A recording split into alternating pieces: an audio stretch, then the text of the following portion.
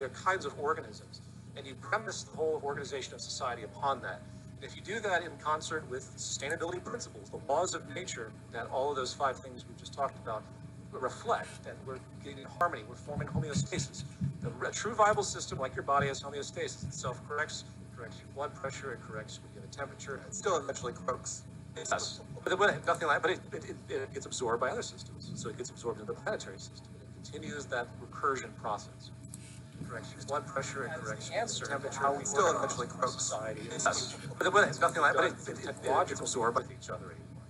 Conflicts can be expressed in different ways with different forms of resolution that don't require this type of overarching legal system. I say this in a very optimistic way. I think if the things I just talked about in the book were put in motion, the 5 things, you'd have a very reduced sense of government, a very reduced number of laws, because none of that stuff is being agitated anymore.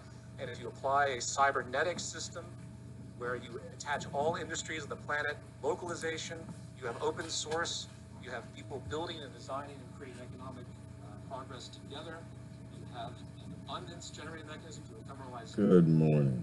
Good morning. Good morning. How is everybody doing today?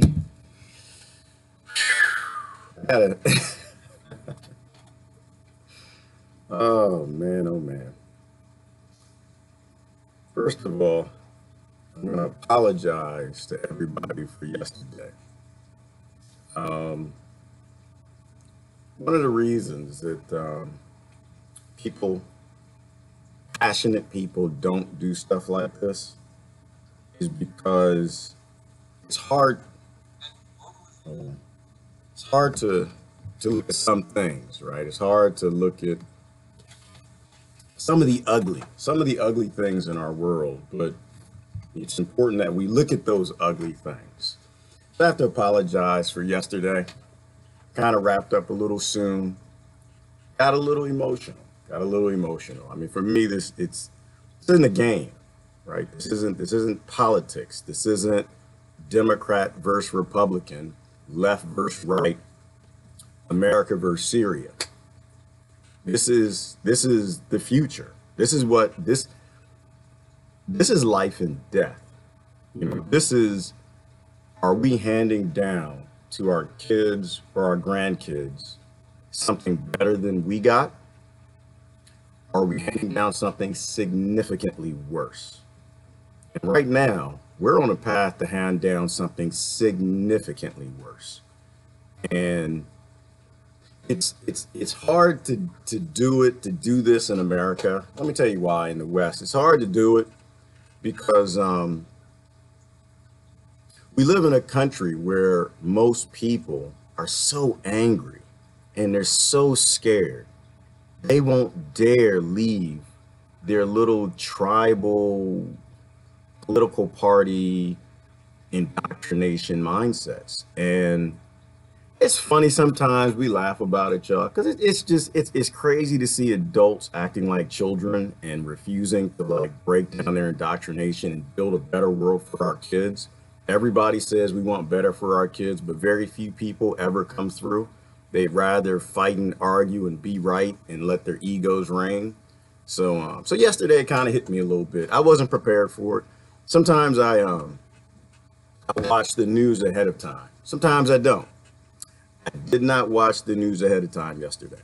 I ran into the article of Fatima, the little girl in Fallujah, and I'm not going to talk about it a lot because I had to shut the camera off for a reason. I had to shut it off for a reason. Grown men weep. We do. Grown men with love weep. Grown men without love, they don't weep. They have no love. They're children. So I had to shut the camera off. It was just too deep. I looked at that little girl, and to kind of explain what I saw a 7-year-old girl who barely had 2 or 3 fingers trying to hold a pen to write. And as hurt as I felt, because we did that to her, we let, I have to say the names, and so it really needs to sink in. You know, it's not just America, but Democrats and the Republicans did that happily, and they got paid for the dysfunction and the malforming of these children. They got paid to do it. They got paid to bomb these nations. They got paid to use the white phosphorus that destroyed this little girl's life. Millions of children. They got paid to do this. And they're getting paid to do it now, and they're going to get paid to do it again. I have to say it out loud because it really needs to sink in. It really needs to sink in. If you're still a member of one of these groups, these are murderous groups. These are sick, psychopathic people at the top. The people are in underneath, they're kind of mixed in, and they don't really understand the resolve of the monsters who are actually always in government that they cheer. So I was brought to tears. I had to turn the camera off because, sometimes I'll look at a picture and I'll say it to people. I'll say, try to picture your kids. Just pretend for a moment you weren't born in a privileged Western society and you were actually born there. Picture your kids in that little girl and these children whose lives are destroyed by banks and greeds and Democrats and Republicans. And I say them, it can be any group. And there are a lot of other groups that are involved making a lot of profit in murder. The Bloods and the Crips and the Triads, the Mafias, these sick psychopathic groups. The only difference is the gangs at the bottom and the cartels. A lot of these groups do it for survival. Politicians do it because they get paid to do it. They get paid to look the other way, and they get paid to write the legislation. And it's time we turn on these people. So the reason it broke me down yesterday, y'all, and that's why I'm apologizing. I had to shut it off. Sometimes I can't take it. Couldn't take it yesterday. Couldn't take it. I looked in that little girl's face, and the shame I felt for being an American, the shame I felt for ever voting for a Democrat or Republican, it just welled up in me. And in that little girl's face, I saw a little girl I knew. The little girl was 7 years old. But the thing that got me, if she was there and she was crying or something, or she was sad, it wouldn't have moved me. It wouldn't have moved me at all, people. What broke me down was to see her smile. You know what? I can't even, man, I'm about to tear up now. Listen, to see her smile, to see her struggle, to see her joy in being able to write with these little fingers that the Democrats and Republicans gave her with white phosphorus. And how happy she was that she was writing. Completely oblivious to the evil world that they gave her. Completely oblivious to the challenges in her life that are coming. Because the adults in her world were more concerned with what they could get and how they could get back at another side, as opposed to stopping governments that are always lying us into war. And so it just, I couldn't do it. I couldn't do it. I laugh a lot because, we have to laugh. We can't take these people serious because they're not serious. They're always lying. They don't start wars to help people. So hopefully everybody's doing good this morning. I couldn't do it yesterday. And then it broke me down. I mean, it's like to be a parent and to be an adult and to know that children are dealing with this type of stuff all over the world. My whole morning was wrecked. That little girl, Fatima in Fallujah, she broke my whole day. My whole morning was done. She has no idea who in the world I was. All right, I got to stop. I have to stop. I'm getting misty eyed now. We got to do better, people. We know better. And it's sick to know better and not do better. That's the really hurtful part. We know what we're doing around the world. To know we can stop this in all the countries we do it, that they do it, we do it. And to not make that change, to focus on impeaching a president. Yet, you ever wonder why they always talk about impeaching presidents? Because it never works. That's why they always put it in front of you. You're given that strategy. It doesn't change anything. You can go ahead and get rid of Obama, and Joe Biden would have done the same thing.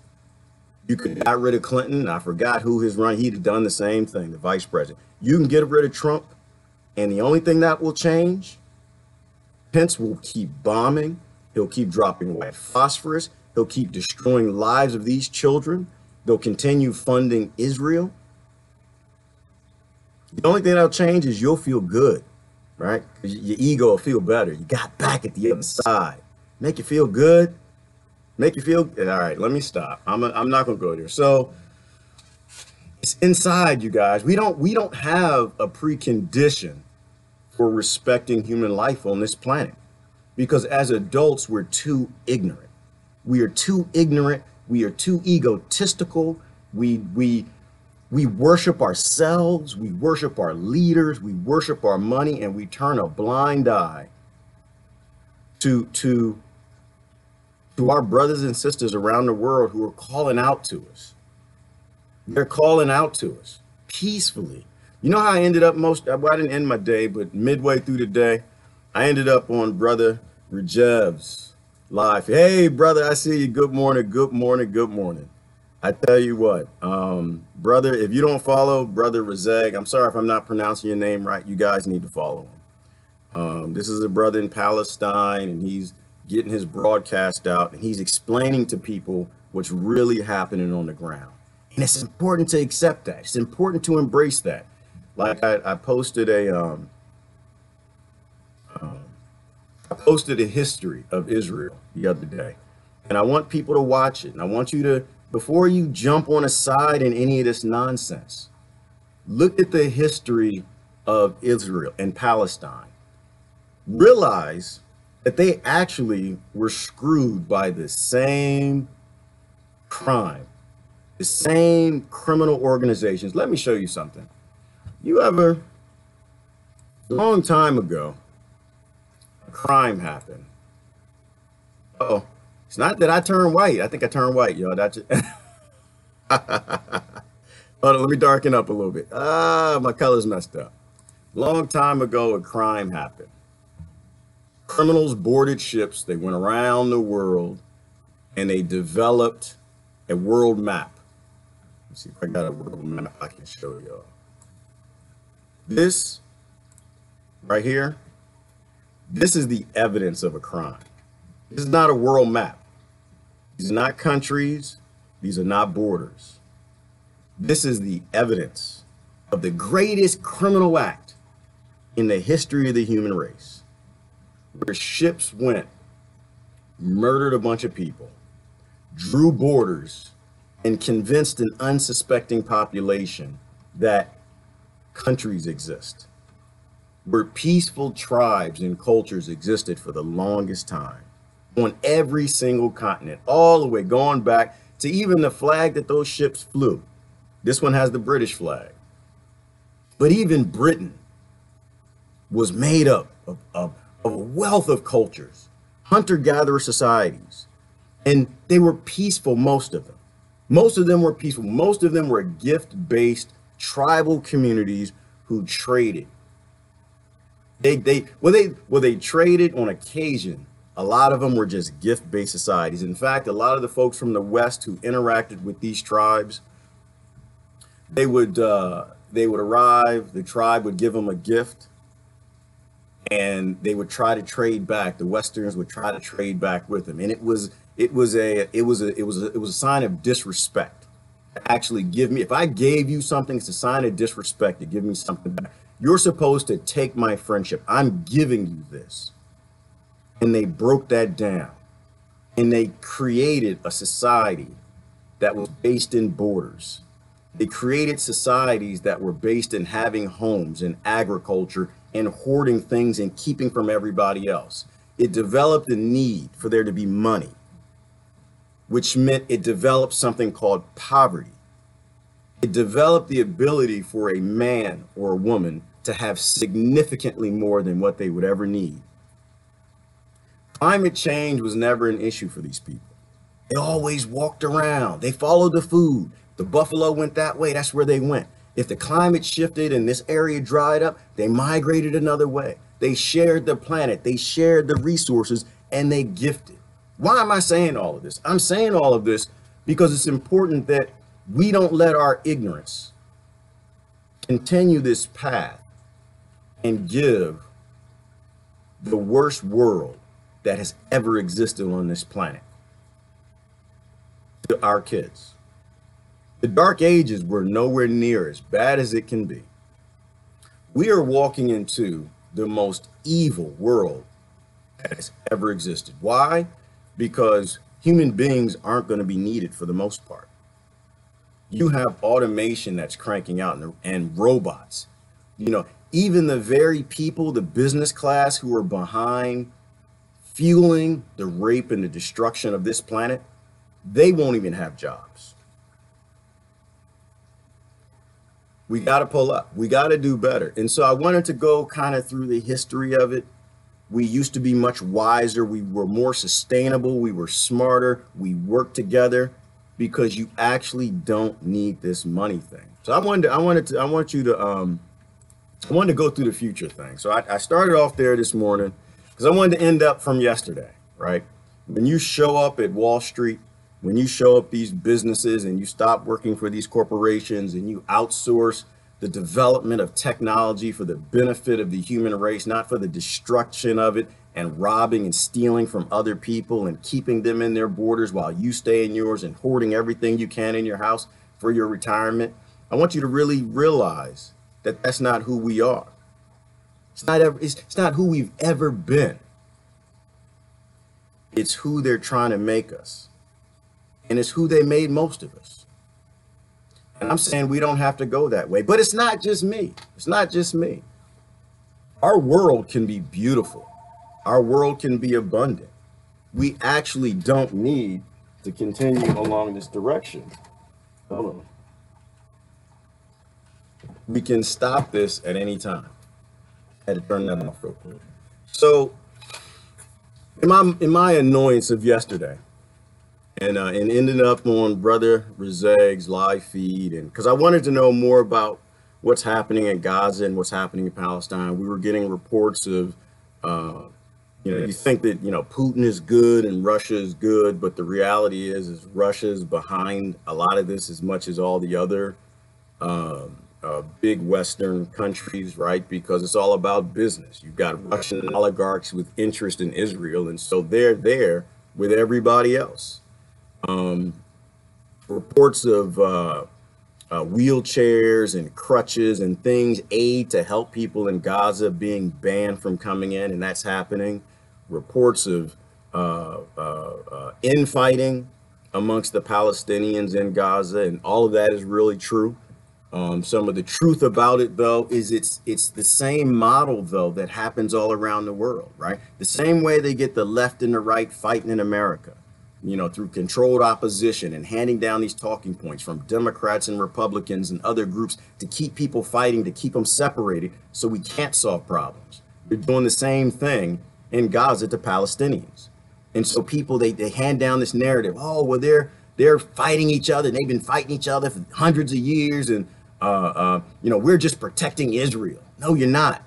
They're putting in actors. They're controlling the opposition, and they're breaking the groups apart, and they're keeping them fighting the same way they do in Africa, the Middle East, and America, all over this planet. It's the same exact model of keeping people divided so they can't solve any problems.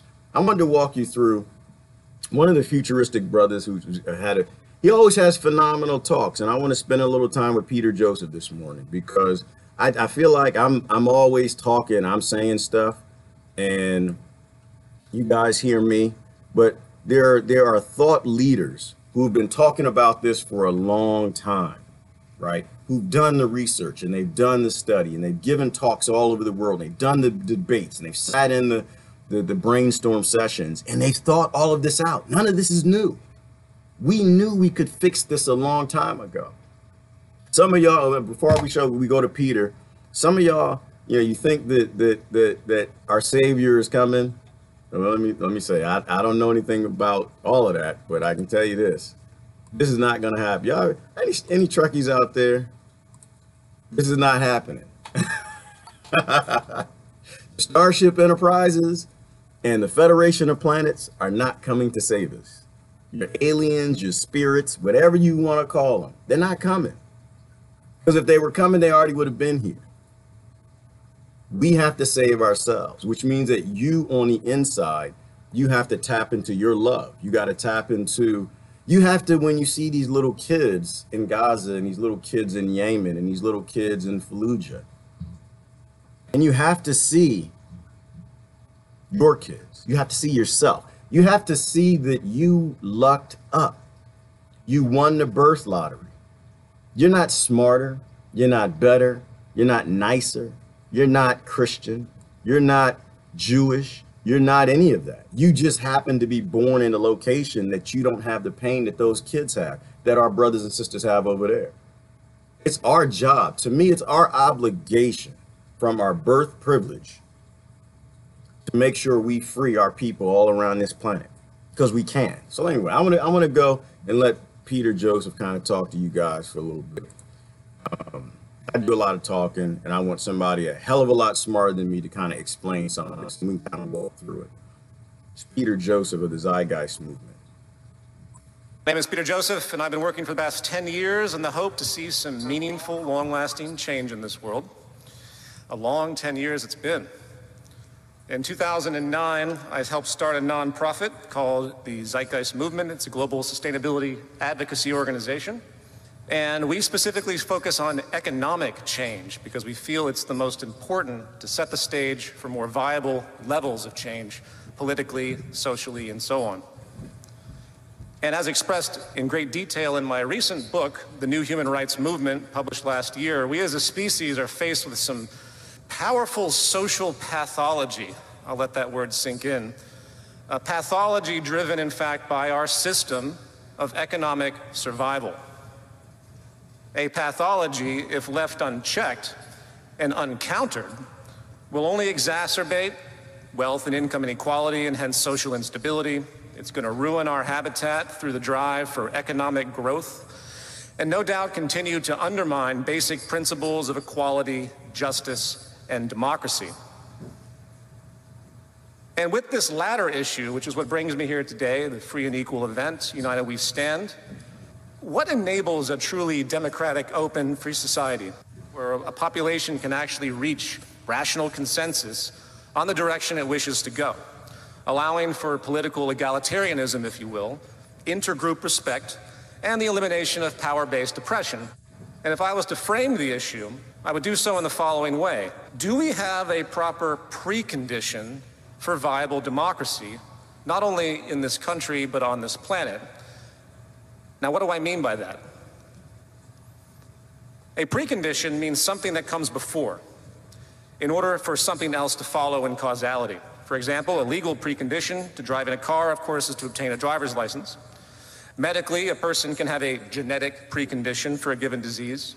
And the same can be applied towards environmental exposures, such as smoking cigarettes is a precondition for lung cancer. But the context here is sociological.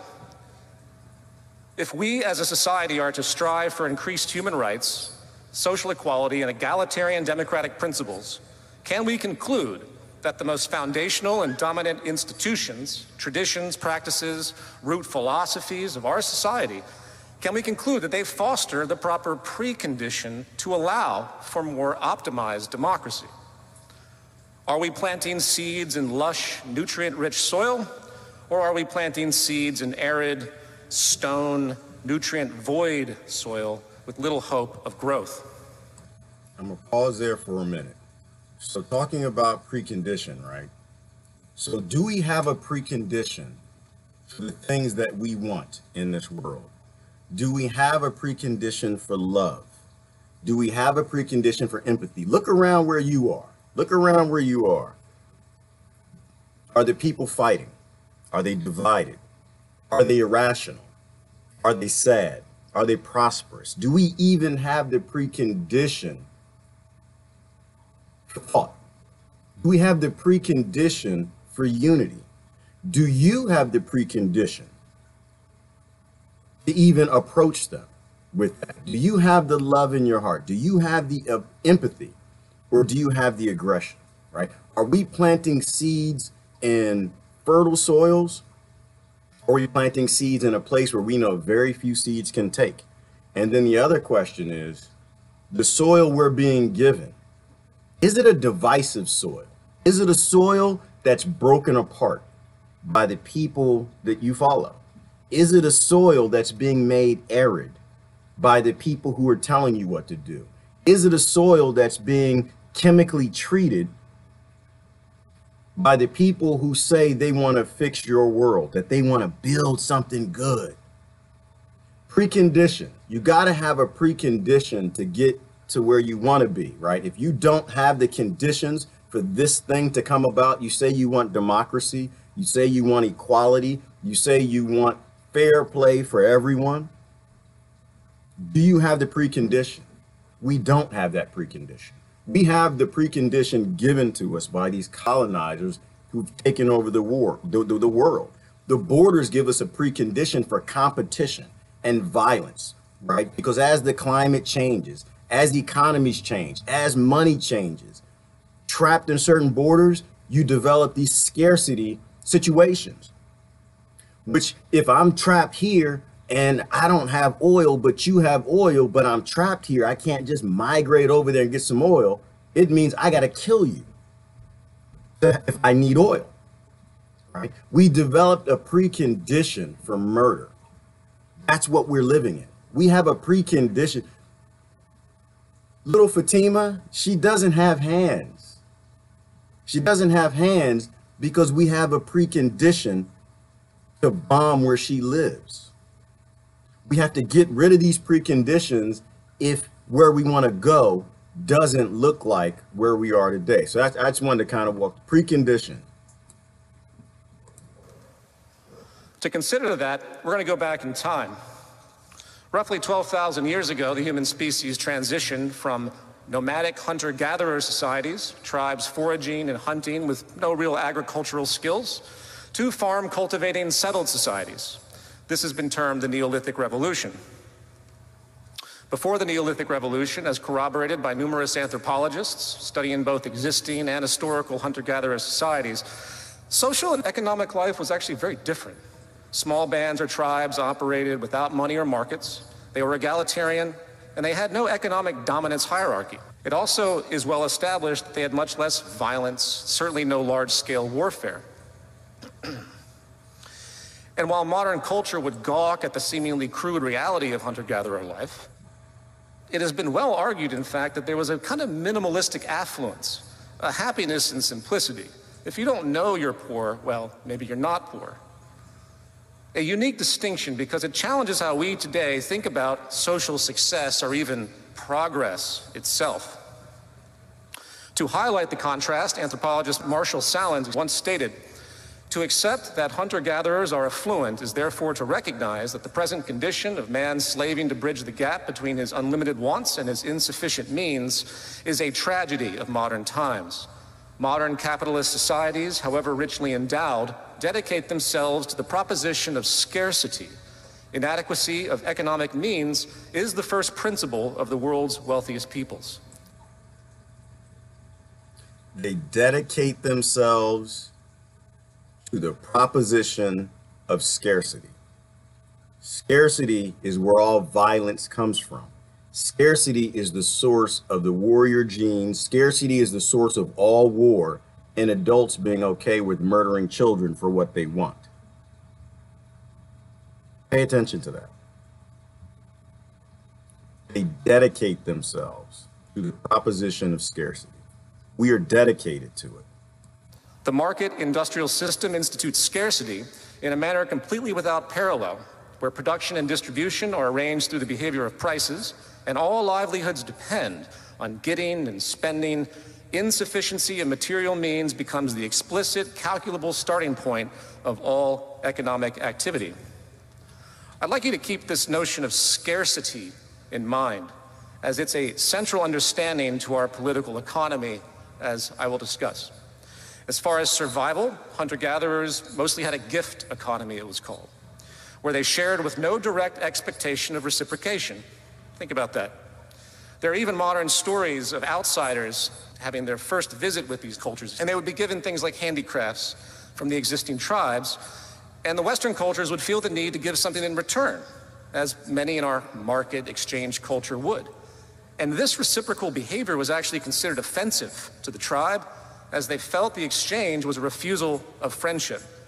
British anthropologist Tim Ingold highlights the difference between giving and exchange has to do with a social perception, I should say, based around autonomous companionship versus involuntary obligation.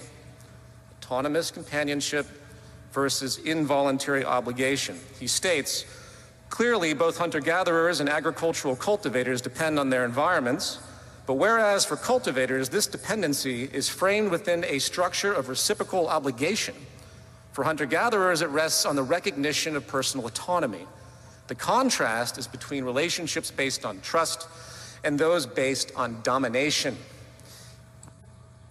Relationships based on trust and domination, right? I don't want to lose anybody here. So, because sometimes when you start talking about capitalism, you get people and they start to lose their sense a little bit. Let me give you my background here real quick. I'm a libertarian. I believed in capitalism early on, and I came through the whole libertarian mindset. There's something that became extremely obvious to me. There was a critical flaw in the thinking of us libertarians. You will never have liberty with capitalism. It will never happen. When money is the basis of a society, you can't have freedom. When currency is the basis of a society, you will always have greed. You will never have freedom, which is what liberty is, if the staple, foundation, the core, the reason your economy exists is money. You will have all of the side effects of what it develops. Now, when you have a society that is perhaps gift-based, where the product is humanity, is human life and caring for it, that is the only way you will have a libertarian, a liberty respecting society. See, this is the part where we get to admit that we're wrong, right? I'm okay with being wrong, you guys. You know why I'm okay with being wrong? It's because I don't want to be right. I want the world to be just. I have no interest in being right. I have no ego to put forward. I'm too old for that. I'm an old cat. I don't have time to want to beat someone in a debate or argument and be right. I want a just world for Fatima, for my kids, for your kids, for all of them. So I was wrong as a libertarian. I still have some of the concepts because the libertarian mindset is right. And the whole anarchy thing is it's totally spot on. Small government, no government, but you'll never get there with money. You'll never get there in a capitalistic society. Think about a gift-based relationship, a gift-based society. The most important relationships you have, the ones that you really trust, the people you really love, the relationships that really prosper in your life. I think if you really think about it, they're all gift-based. None of them are devoid of trust. They're with your wife, they're with your kids, they're with your husband, they're with your brother, your cousin, your friends, your community. You do things, you're walking home, the kids are playing with the ball, you take candy out your pocket and you give it to them, right? Those are those meaningful relationships, the one that really makes you feel good. You don't feel good with your boss. You don't necessarily feel good with your coworkers. You don't, when you have a trade-based, monetary-based relationship with someone, it's based in a lack of trust, right? I won't give you this coffee cup unless you give me something I think is equitable. To me, that's violence. That's violent. We have the genetic evidence that we are from gift-based people. How do I know that?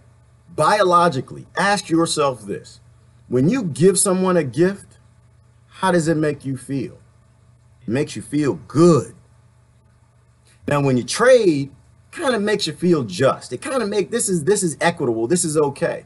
But when you give somebody something that they really needed, It makes you feel good. You get a dopamine response from giving, which tells you from the majority of our evolution, we came from gift-based societies, right? Because we were rewarded. We get the dopamine hit from giving something because we, for the majority of time, we operated as a collective until they put cannons on ships and they went all around this world and they trapped everybody in their borders to make them fight over scarcity. All right, I'm gonna let Peter keep going.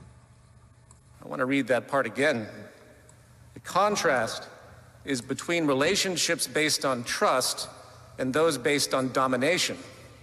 This is a subtle but powerful distinction. It's not only referring to the trust of each other, but also the trust of the planet to provide. I had to stop there. I forgot one point. Trust or domination. How are you raising your children? Are you raising your children to go to school, go to college, get a degree, and do good? You know, another way of saying that is you're actually raising your children to dominate. You're raising dominators. You're raising your child to do better than someone else, to dominate them, to get the job, to make more money, to get the house, to get the car.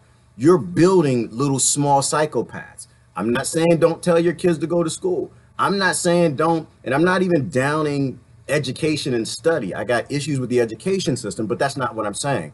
Are you raising your children to help each other, to share, to work together as a collective, to build up, to do things for the community?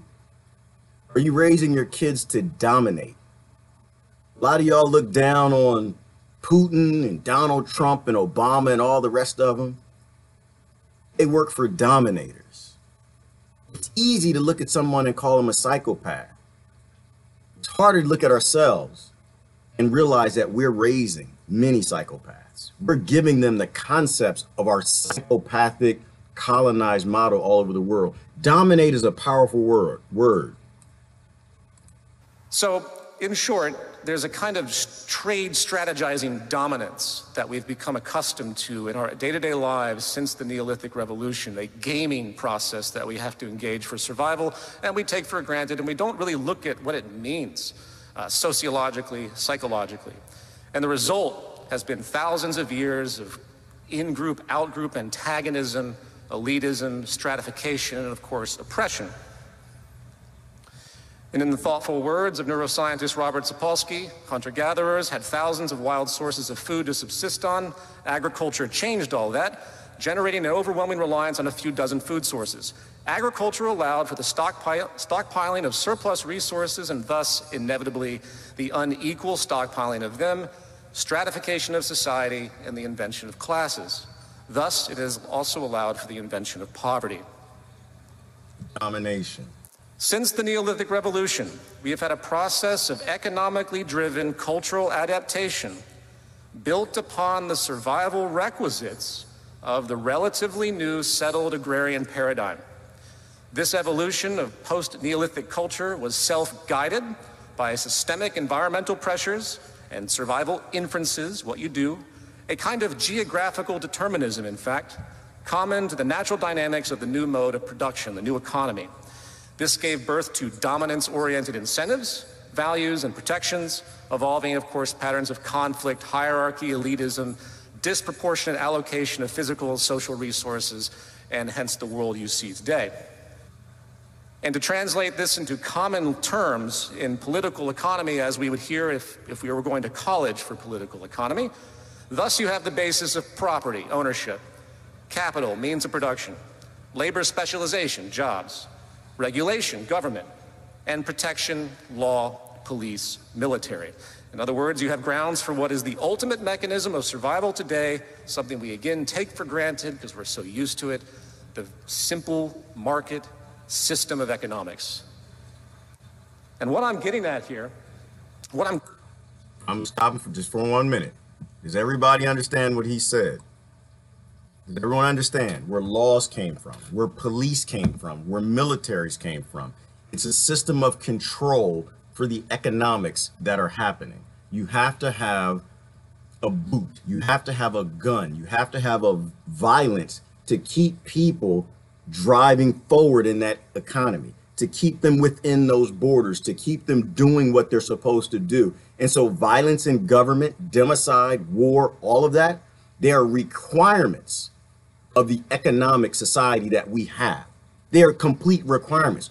Police will never go away. War will never go away. The militaries will never go away as long as borders actually exist. As long as we have a capitalistic, crony capitalistic, whatever you want to call it, as long as the basis of our society is money, you'll always have the greed, which means you always have to have the labor in human beings, which means you'll always have the control. So the robots, of course. But at that point, you have no reason for human beings. You have no reason for money. So what happens then? Which is the question mark, which is why it's such a big thing that we pay attention to this now. It's such a big issue that we talk about this now. It's such a big issue, and I'm not going to play the whole thing. I'm going to kind of skip to the end. It was kind of a long talk. Well, it was 20 minutes. You can watch the whole thing. I'll post the whole thing. But it was just another great talk by him. Let's take it to the last couple of minutes, and then I'm going to go through the room, look at some of the comments. But that's why it's critical that we talk about this now. We don't have time. Like, I think about the labor human beings do. One of the things Peter Joseph talked about in another talk, he talked about how sick it is that you go to a diner and a human being, one of the most phenomenal, artistic, creative, powerful, amazing creations ever that we know of, is holding a tray and waiting on people to feed them. You know, welcome to Waffle House. Can I take your order? Do you know how sick we are as a people with the technological advances that we have to feed the world, to make it to the stars? And these people can be utilizing their brains to make further advancements. They can be raising children to be much more phenomenal thinkers than what we are. And we got people lifting trash cans. We had people dumping trash. We had people digging holes.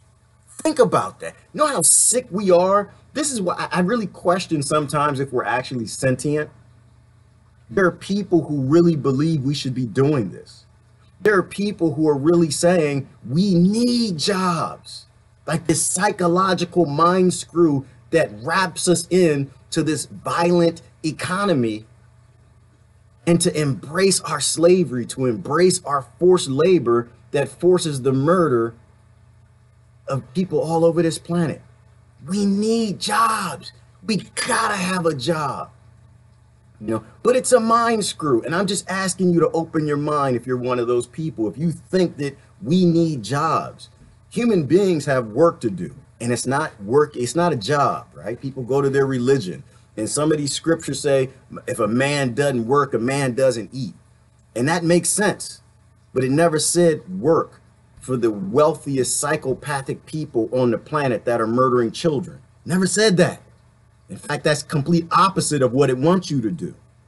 It said if a man doesn't work, it doesn't. You know what working is? Working is developing an automated growth system to make sure that we increase our efficiencies, an innovation-based society where we raise children to think outside the box, to create new methods, to create new sciences. We don't put them in the box of the current science or the box of the current math, to put them in the box of the current corporation to make a small few set of people wealthier.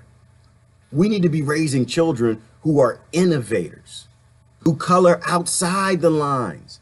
That's what these human brains, that's what the waitress at the diner should be doing. Not a menial job that can be done by some sort of robot that pops out a cup and some food, you press some buttons. This is old technology. The idea that human beings are still doing manual labor is a mind screw because they convinced you that that's all you're worth, that that's all you are, that your children are ditch diggers. You know what an accountant is? An accountant is a ditch digger. He just has a pen and paper instead of mud and a shovel. They convince you that it's a good thing to be an accountant. Oh, your kids will be phenomenal as a lawyer. They'll be wonderful as bankers. It's the same indoctrinated ditch digging screw that you take your child, this beautiful, phenomenal creature that can be anything, and you convince it it's only worth what billionaires tell you it's worth. You convince them that it's a good thing to have a job as to be an innovator that makes jobs for robots to do. Think about that. I'm gonna take you to the end, and then we can have a discussion, the rest of it. Granted, on the unstated but factually double at the structures, the institutions, and the mechanisms that are in play.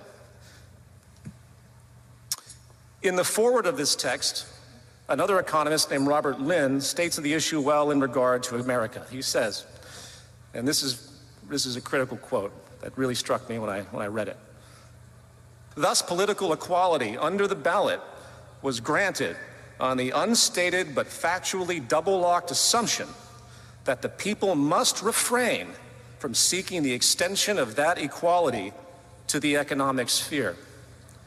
In short, the attempted harmonious marriage of democracy to capitalism doomed genuinely popular control from the start.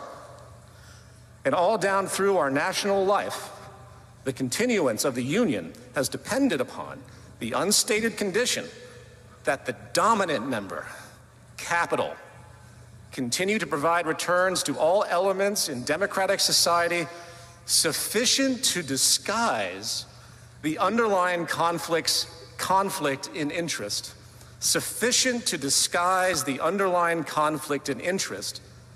The crisis within the economic relations of capitalism was bound to precipitate a crisis in the democratic political system.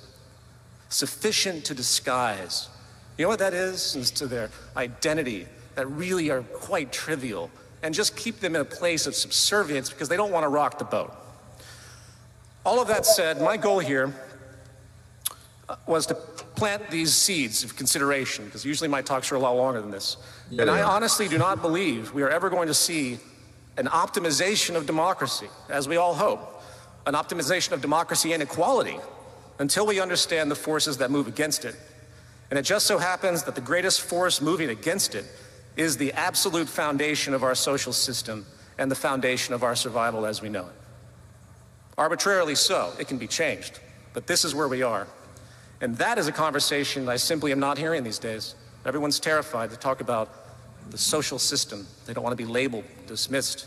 How dare you say anything negative about our beautiful market economy and all it's done and all it's created. Well, it's created a lot of positive things. It's created a whole lot of negative things. And those negative things are going to start outweighing the positive if they haven't already. So I hope you can extend this discussion into your communities. Food for thought. Thank you very much. Peter Joseph, I'll post the link. You can watch the entire thing. I don't want to play the whole thing. I want you to subscribe to him on YouTube. I think the channel is called the TMZ, the TZM, the Zeitgeist Movement. But the point is precondition, right? Think about where we want to get to. And do we have the precondition to stop violence? Or do we have the precondition to create violence? Are you a part of the precondition to continue the violence, to continue the wars, to continue robbing of other nations, to continue the invasions, to continue the unrestrained flow of technology in corporations making the most dangerous technology on the planet that nobody knows what's going to happen when you release it? You know, I was watching this morning, like, things got to be done wise. I'm a technology person. Y'all know this. We got to move forward with technology, but we also have to move forward responsibly. We now have technology to destroy the environment easily, very easily. But we also have technology to restore the environment. We can completely do these things, but we have no control of our world leaders because we keep setting up the precondition for failing to return the earth to hunter-gatherer democracy, the majority of people, because we continue to vote for the same structures that don't want that to happen. At some point in time, I hope many of you come to a place where a lot of my friends are. We realize that if you keep kicking yourself in the pants, it's going to keep hurting. You keep voting for the same people to run your government. You keep voting to get the other people out, to get your people in. It's what's destroying the planet. It's why Fatima doesn't have fingers. We need to make these relationships, you guys. It's why they're sniping kids right now in Gaza, in Palestine.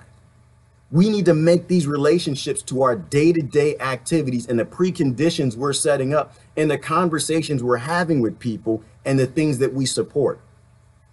We have to step up and be adults. This is the Venus Project behind me, you know, and this is the vision of an amazing visionary, Jacques Fresco.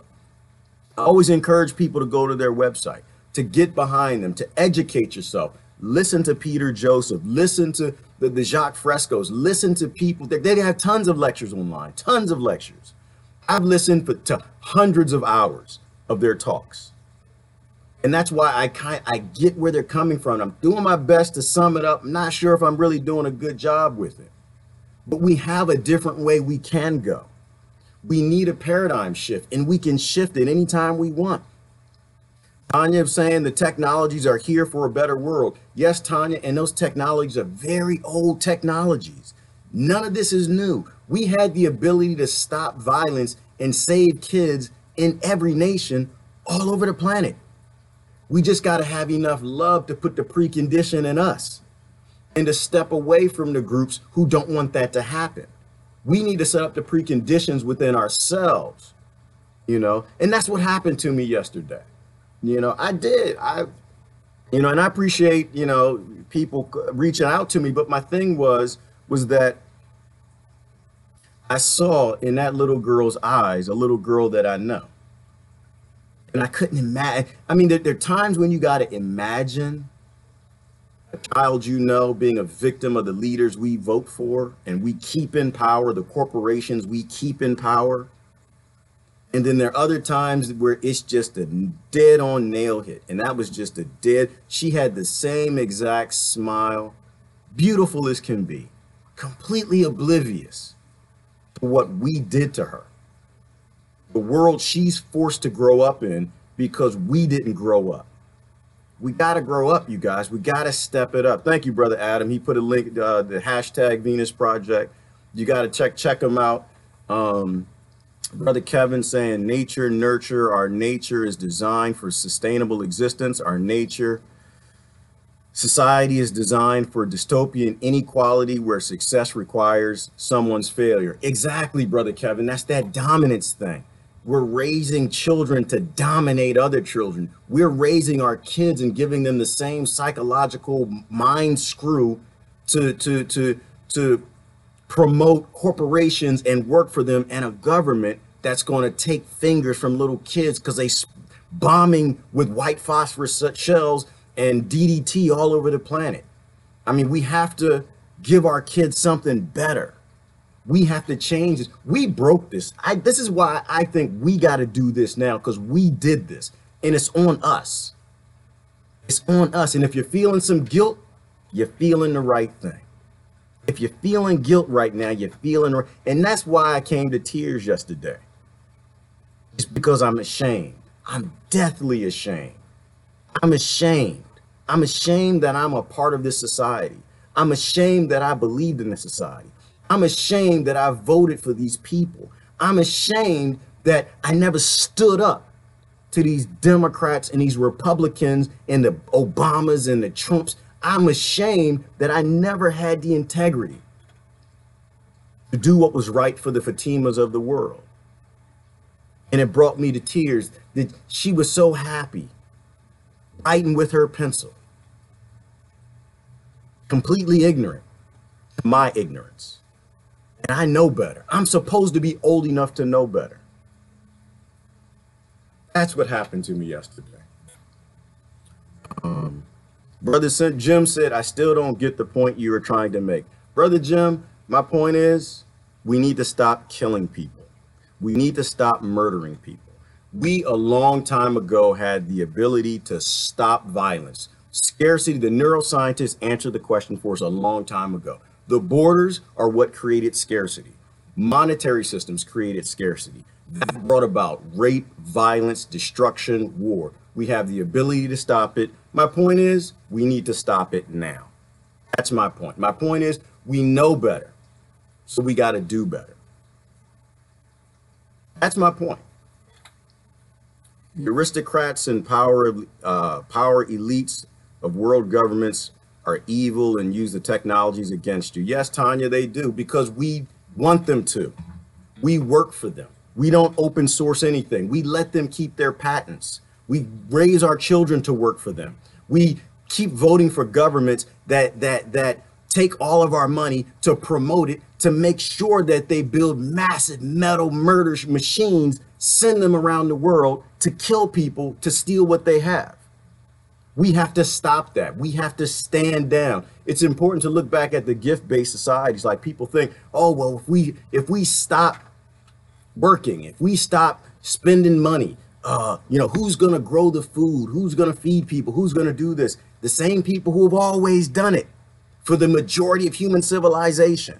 You come to my door, I got tomatoes, you want tomatoes? I'm going to give you tomatoes. If the world stopped cold tomorrow, you know what would happen? Everybody would go out and plant food and prepare for a tough time coming. Believe and have faith in the human race. We've done this before. We've been here before, but we've been co-opted. We've been taken over by very evil people and very sick colonizing concepts that it's okay to murder people and take what they have. And it's supported by our business class. Our business class, unfortunately, our highest educated are the ones who support it. I know, because I was one of them. You smell good, you look nice, and you pretend, you put your blinders on, you go to work, and you pretend that you aren't the cause of misery and oppression all over the world. It's because the oppressed always becomes the oppressor. Many people in America were oppressed, their previous generations, for hundreds of years. And now they turn around and they're okay oppressing other people. Yep, there's another way, a way that makes violence and destruction the planet as there's another way that makes the violence and destruction of the planet at the same time. There's another way, Deborah, and we are looking to destroy things. We let corporations play with some of the most dangerous technology that ever happened, and nobody knows what they're doing it because they're doing it in a black box. Deborah, this morning I was looking at there's a GMO rose now. They are genetically they mapped the genome of the rose. They're genetically modifying the rose to make it smell better, to make the smell last, to make the flower bigger. And we're cheering this. Why would someone do this? Why would someone do this and release it into the environment? Well, simply because it makes money. Now, I believe in science, and I honestly think that down the road, if we actually use genetically modified technology in a responsible way, it could end up saving human life in a way. But when we use it for profit, we grow as much as we can, we release it to the environment, and no one stops to think, well, what'll happen if we actually modify the genome and it affects the bee even more? Now, roses aren't pollinated by bees anymore. Human beings do that. But the point is, we don't stop to think if we should do something or how we should do it, that we should be doing this in the lab, not doing it for profit, but doing it because this person is a genetic engineer and they like to do these things. And they want to learn how to do it even better because it might save something or help something down the road, but not do and keep it in the lab. Don't release it to the open world. Nature knows what it's doing. These plants evolve the way they have for really good reasons. But for greed and profit and capitalism, we have GMOs spreading all over the planet. And that's why, and this is why I always take a moderate position. I'm not saying GMOs are evil, and I'm not saying they're good. I'm saying they can be good, but we always use them for evil because every technology is about, it's deployed to make the maximum profit the minute we can create it. And if we had a society where you didn't have to earn this money and take what other people have, then technologies wouldn't be utilized that way. If we had a society that wasn't based on money again, and we went back to that, there's no reason to have massive tanks. There's no reason for drones. There's no reason to go somewhere else and take what somebody else has. Where's my bell? Shame. Good morning, Ty. Yeah, you got it. Shame. Get that bell going. You're right, because we got to feel the shame. We got to envelop the shame because the shame brings change. Brother Rezeg says, don't worry, brother. We are strong people. Razeg, man, I don't know, brother, how you do it. I don't know how y'all do it. I don't. And I thank you. I told you in your broadcast the other day, I thank you. I thank the people of Palestine. I thank the people of Gaza. I thank the people in the Congo. And I thank the people all over the world who are peacefully trying to stand down people who know no peace. Peaceably trying to stand down the most violent governments. That's the only thing that's given us a chance, you guys. That's the only thing. You know, the right of return movement. We need a right of return movement all over the world. We need a right of return movement because what does it really personify at the deepest levels? It personifies liberty and freedom. The ability to live your life without somebody coming in and telling you what to do with your body, your kids, your house, whatever that may be. It's about self-determination. We need a right of returning back to gift-based societies and getting away from the banks, the money that require violence and murder machines for killing people. That's what we need to do. So I appreciate the strength that you guys have over there. I understand the struggle and I apologize and I am shameful. And Brother Razeg, I'm going to end on this one. Everybody that you come across in Palestine, I want you to tell them that we're waking up over here. We're figuring it out. Not enough of us. Not enough of us, not yet. But a lot of us who have warm blood and beating hearts and empathy, and we can see our children in the places your children are, we're going to stand it down, brother. Tell them. Every kid that you run into over there, all the little kids in the street, tell them we're coming for them. Tell them that our love is coming for them. It's not a violent thing. Our love is coming for them. We are going to stand down our government. We are going to let you have your lands back. We are going to bring about abundance and change. And if we have to collapse our economy to do it, we will. If we have to shut the whole thing down and go back to a Great Depression, we will. Because you stood in the gap while we sit back and relish in the wealth and greed and sickness that we were born in. So it took us a little while to wake up. We didn't see the pain, but now we have the internet. We can hear the pain. We can see the pain. We can feel the pain. And that pain is going to manifest itself in love. But first we got to wake people up, you guys. First we got to educate people. We have to develop a precondition for love to actually make the world go round. Love keeps the world going round, while money and greed have been trying to slow it down and stop it.